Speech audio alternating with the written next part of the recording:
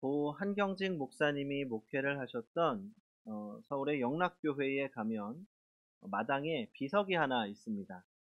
이 비석은 김흥락 장로 순교 기념비입니다. 김흥락 장로님은 평안북도 의주에서 태어났습니다. 주일학교부터 열심히 다녔던 그는 겨우 19살에 집사가 되었고 후에 신의주 제1교회 장로가 되었습니다. 해방 후 김일성 세력이 북한에 진주하자 신앙의 자유를 찾아서 월남했고 1945년 12월에 신의주 제2교회 담임 목사였던 이 한경직 목사님을 모시고 배단익교회라는 이름으로 첫 예배를 드렸습니다. 이 교회가 오늘의 영락교회입니다. 영락교회 교우들은 1950년 6월 5일에 350평의 석조 예배당을 완공했는데 그로부터 20일 후 6.25 전쟁이 발발했습니다. 이 김 장로님은 교회를 지키기 위해 남아 있었고 결국 인민군에 의해 현재 비석이 있는 자리에서 순교를 하셨습니다. 그 순교비에는 이렇게 적혀 있습니다. 무거운 발길을 옮겨 골고다로 향하신 피 어린 주님 발자국 따라 생을 다하고 의의 길 택하시오며 모진 붉은 돌에 쓰러지시올 때 스데반의 미소 또한 그 광채 만면에 사무치고 마지막 한 방울 피 흘리시도록 영락의 제단 부둥켜 안으사 숨을 거두셨으니 배단의 뜰에 첫 번 맺은 순교의 원공은 장하시도다. 영락교회가 한국의 대표적 교회가 된 배경에는 한경직 목사님과 같은 훌륭한 목회자의 수고 외에도 김흥락 장로님 같은 성도와 순교자들의 피가 있었기 때문입니다. 영락교회 뿐이겠습니까? 한국교회 전체가 이런 분들의 눈물과 땀과 피 위에 세워져 있습니다. 우리 행복한 교회도 그렇습니다. 우리 행복한 교회가 오늘 여기까지 올 수 있었던 것은 그동안 교회를 위해 기도하고 교회를 위해 헌신했던 많은 신앙의 선배들이 흘린 눈물의 기도와 헌신 때문이라고 생각합니다. 또 지금 함께 교회를 위해 헌신하는 우리 모든 성도들의 기도와 헌신 위에 지금도 교회가 세워져 가고 있습니다. 한국 교회를 위해 자신을 바친 것은 한국 사람만이 아닙니다. 이 땅에는 수많은 선교사들도 묻혀 있습니다. 얼마 전 양화진에 있는 선교사 묘역을 지나간 일이 있습니다. 성도님들 중에도 아마 이 합정동에 있는 이 선교사 묘역에 방문해 추모를 하신 분들도 많으실 겁니다. 이곳에는 모두 415명이 안장되어 있습니다. 이분들의 희생과 헌신 위에 한국교회가 세워져 있습니다. 그들은 전혀 알지도 못하는 이 나라에 와서 자신들의 손으로 아들, 딸을 묻었습니다. 그리고 자신들을 이상한 동물 보듯 하던 조선 사람들을 사랑했고 그들을 위해 살다가 이 땅에 묻혔습니다. 우리나라 대한민국도 그렇습니다. 대한민국은 원조를 받던 가난한 나라에서 남을 도와주는 나라로 탈바꿈한 나라입니다. 그리고 이제는 대한민국의 문화가 전 세계에 영향을 끼치고 있습니다. 그런데 이것이 그냥 시간이 지나 거저되었습니까? 결코 아닙니다. 수많은 이들의 희생이 있었습니다. 이 땅을 지키기 위해 얼마나 많은 이들이 피를 흘렸습니까? 오늘의 대한민국이 있기 위해서 우리와 아무런 상관도 없는 다른 나라 사람들의 희생도 많이 있었습니다. 희생된 유엔군은 무려 15만 2,440만 명이나 되었고 그 중에 한 미국인 어머니는 아들 셋을 모두 한국 전쟁에서 잃었습니다. 할머니가 된 그분이 정부의 초청으로 한국을 방문했을 때 그분은 아들들을 잃은 것을 더 이상 가슴 아파하지 않는다고 말했습니다. 한국이 발전하여 세계에 기여하고 많은 사람이 행복하게 사는 것을 볼 때 결코 아들들의 죽음이 헛되지 않았다고 고백합니다. 이뿐만 아닙니다. 우리나라의 자유와 평등, 이것을 지키고 수호하고 되찾기 위해 목숨을 들인 분들도 너무나 많습니다. 우리나라가 이 정도의 발전을 이룬 배경에는 우리 부모님 세대들의 몸을 아끼지 않는 눈물과 땀이 있었습니다. 많은 대한의 딸들이 간호사가 되어 독일로 갔습니다. 독일 사람들의 피고름을 닦아주며 외화를 벌었고, 남자들은 떼약볕이 사정없이 내리쬐는 중동 열사의 사막의 근로자로 떠났습니다. 그 희생은 이루 말할 수 없는 것이죠. 성도 여러분, 오늘 우리의 삶의 환경과 조건들은 어느 날 갑자기 주어진 것이 아닙니다. 지난 세월에 많은 희생과 눈물 어린 사연이 있습니다. 우리는 그 위대한 과거에 서 있는 것이죠. 과거는 오늘의 기초입니다.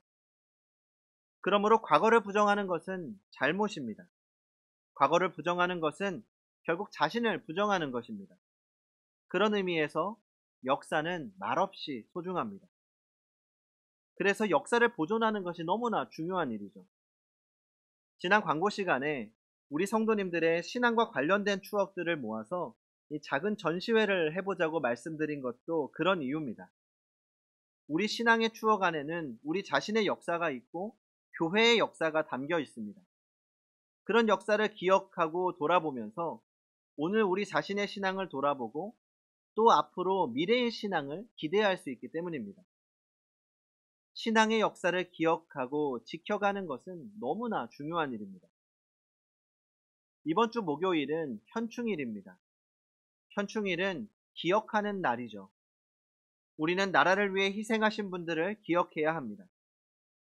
건강한 믿음을 가진 그리스도인들이라면 우리가 어떤 토대 위에 서 있는가를 잊어서는 결코 안 될 것입니다. 기억하십시오. 우리의 삶은 부모님의 희생 위에 서 있습니다. 우리 부모님들께서 얼마나 수고하셨습니까?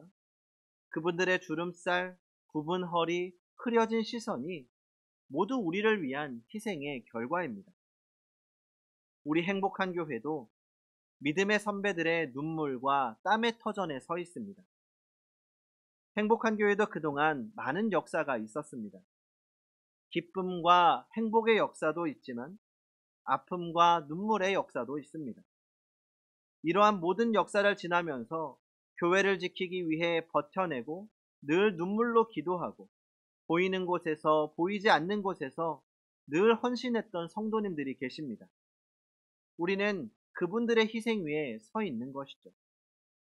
그리고 무엇보다 우리가 기억해야 할 터가 있습니다. 그것은 예수 그리스도라는 터입니다. 우리 인생에 세워져 있는 모든 터전들 중에서 가장 소중하고 고귀한 터는 예수 그리스도입니다. 본문은 바로 이 사실을 말씀합니다. 바울은 터를 닦는 역할을 했습니다. 복음이 전해지지 않는 고린도에 가서 터를 닦았습니다. 그 결과 믿는 사람들이 생겼고 고린도 교회가 세워졌습니다. 바울이 떠난 후에는 다른 사람들이 와서 고린도 교회를 위해 헌신했습니다. 바울은 그들에게 말합니다. 10절을 같이 읽어보겠습니다. 10절 시작. 내게 주신 하나님의 은혜를 따라 내가 지혜로운 건축자와 같이 터를 닦아두매 다른 이가 그 위에 세우나 그러나 각각 어떻게 그 위에 세울까를 조심할지니라. 아멘. 바울이 닦은 터 위에 다른 이들이 와서 고린도 교회를 세워나가는데 잘해야 한다는 것입니다. 그러면서 자신이 닦은 터 외에는 다른 터가 없다고 말합니다. 그러면 바울이 닦은 터는 어떤 터였을까요? 바울이 닦은 터는 예수 그리스도였습니다. 11절을 같이 읽어보겠습니다. 시작. 이 닦아둔 것 외에 능히 다른 터를 담아둘 자가 없으니 이 터는 곧 예수 그리스도라. 아멘. 바울이 닦아놓은 터는 결코 바울 자신이 아니었습니다. 그는 교회가 세워져야 할 터는 오직 예수 그리스도라는 것을 알고 있었습니다. 그 어떤 위대한 사람일지라도 교회의 터가 될 수는 없다는 것을 알았습니다. 그러나 불행하게도 당시 고린도 교회는 많은 당파로 시끄러웠습니다. 어떤 사람들은 자신이 베드로파라고 말했고 어떤 사람들은 자신이 아볼로파라고 주장했고 심지어 어떤 사람은 자신이 그리스도파라고 주장했습니다. 그런데 바울이 정말 스스로 가슴 아프게 여겼던 것은 그 많은 당파 중에서 자신의 이름을 딴 바울파가 있었다는 겁니다. 사람들은 이 바울 덕분에 고린도 교회가 존재하는 것처럼 생각하고 바울에게 열광했습니다. 그러나 이것이 바울의 마음을 아프게 했던 것이죠. 바울은 교인들이 자신을 바라보는 것을 원하지 않았습니다. 비록 바울 자신이 고린도 교회에 처음 복음을 전하는 수고를 한 건 사실이지만 그는 자신은 아무것도 아니라고 생각했습니다. 그 모든 것을 가능하게 하신 분은 오직 예수 그리스도. 그는 고린도 교회와 교인들의 신생과 신앙이 세워져야 할 터전이 오직 예수 그리스도라는 것을 믿었습니다. 그런데 사람들은 이 사실을 깨닫지 못하고 엉뚱한 터를 찾고 있었던 거죠. 그런 사람들에게 바울은 강력하게 말합니다. 이 닦아둔 것 외에 능히 다른 터를 닦아둘 자가 없으니 이 터는 곧 예수 그리스도라. 성도 여러분, 오직 예수 그리스도뿐입니다. 터는 오직 예수뿐입니다. 다른 터는 없습니다. 우리의 인생, 우리의 가정, 우리의 교회를 세울 터는 오직 예수님뿐입니다. 예수님은 우리에게 위대한 과거가 되십니다. 2000년 전 예수님께서 이 땅에 오셔서 십자가를 지심으로 그리고 부활하심으로 우리가 죄 용서를 받고 살게 되었습니다. 우리의 부끄러웠던 과거가 예수님이라는 영광스러운 과거로 인해 씻겨진 것입니다. 그러므로 행복한 교회가 오직 예수 위에 세워지길 바랍니다. 예수 그리스도만을 가장 고귀하게 여기면서 다른 것들을 배설물로 여겼던 바울의 고백처럼 우리도 같은 고백을 해야 할 것입니다. 그리고 이제 그 터 위에 우리가 할 일이 있습니다. 과거는 현재를 위한 터전이요. 현재를 기초 삼아 우리는 미래로 나아가야 합니다. 우리는 과거만을 바라보면서 그때 좋았지, 그땐 그랬지, 감사합니다 라는 말만 반복하고 있으면 안 됩니다. 그 축복된 터전을 디디고 도약해서 이제는 미래로 나아가야 합니다. 그 터전 위에 더욱 멋지고 아름다운 것들을 세워가야 합니다. 그렇다면 이 터 위에서 우리가 할 일은 무엇입니까? 바울 사도는 세우라 라고 말씀합니다. 우리가 세워야 할 것은 많습니다. 우선 멋진 교회를 세워야 합니다. 우리 행복한 교회, 하나님 보시기에 아름답고 멋진 교회로 만들어 가야죠. 그리고 우리의 인생을 빛나는 인생으로 세워야 합니다. 하나님 보시기에 아름답고 멋진 인생으로 세워야 합니다. 우리의 가정도 예수님 위에 잘 세워야 합니다. 예수님이란 기초 위에 우리의 가정을 잘 세우십시오. 마지막 날 우리가 인생을 끝내고 주님 앞에 섰을 때 주님은 우리의 인생을 불로 시험하실 것입니다. 12절과 13절을 같이 읽어보겠습니다. 시작. 만일 누구든지 금이나 은이나 보석이나 나무나 풀이나 짚으로 이 터 위에 세우면 각 사람의 공적이 나타날 터인데 그날이 공적을 밝히리니 이는 불로 나타내고 그 불이 각 사람의 공적이 어떠한 것을 시험할 것임이라. 아멘. 마지막 날은 심판의 날이요 시험의 날입니다. 그날 하나님의 불로 우리가 세운 인생, 우리가 세운 가정과 교회를 시험하실 것입니다. 그 불로 태워도 그대로 남아있으면 잘 살아온 것이고 불에 타서 사라져버리면 헛되게 산 것이 될 것입니다. 바울은 오늘 말씀에서 몇 가지 재료를 언급합니다. 그 중에서 금, 은, 보석은 불타지 않습니다. 불 속에서도 남습니다. 그러나 나무나 풀이나 짚은 불타서 없어질 겁니다. 그러니 나무나 풀이나 집 같은 싸구려 재료로 적당히 세우지 마십시오. 우리의 인생을, 우리의 가정을, 우리의 신앙을 싸구려 건물처럼 만들어서는 안 됩니다. 정성을 다해야 됩니다. 금과 은과 보석 같은 정성으로 하나님의 말씀으로 견고하게 지으십시오. 잘 지으면 우리는 상 받습니다. 14절과 15절을 보겠습니다. 만일 누구든지 그 위에 세운 공적이 그대로 있으면 상을 받고 누구든지 그 공적에 불타면 해를 받으리니 그러나 자신은 구원을 받되 불 가운데서 받은 것 같으리라. 아멘. 행복한 교회 우리 모두가 상 받게 되기를 원합니다. 간신히 구원받는 것 아니라 명예로운 면류관을 쓰시길 바랍니다. 결코 부끄럽게 간신히 구원받는 분 한 분도 없길 바랍니다. 그러므로 이를 위해 더 열심을 내십시오. 좀 더 분발하십시오. 신앙의 영역을 넓혀 나가고 사랑을 키워 나가십시오. 헌신을 키워 나가십시오. 난 이 정도가 한계라고 생각하며 자신의 가능성을 제한하지 마십시오.